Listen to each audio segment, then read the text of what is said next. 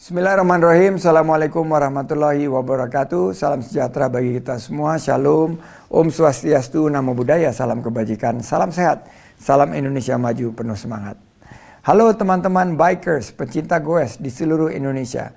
Bagi teman-teman yang sudah rindu mengikuti perlombaan balap sepeda, saya Sandiaga Salahuddin Uno, Menteri Pariwisata dan Ekonomi Kreatif Republik Indonesia, ingin mengundang teman-teman untuk mengikuti keseruan event Tour de Gayo 2021. Kapan lagi kita bisa mengikuti pertandingan balap sepeda sambil menikmati pemandangan dataran tinggi Gayo yang mempesona.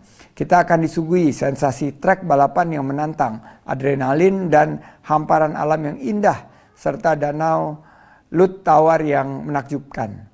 Tidak lupa ditemani juga dengan kopi Gayo yang terkenal dengan nikmat rasanya.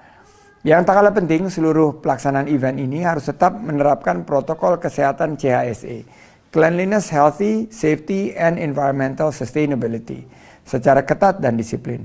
Siap menjelajah dataran tinggi Gayo? Ayo persiapkan dirimu dan segera daftar untuk ikut dalam keseruan Tour de Gayo pada bulan Oktober 2021 nanti. Sate matang ditambah kuah soto, favorit pecinta kuliner berkuah. Sungguh seru event Tour de Gayo, bersepeda sambil nikmati pemandangan indah.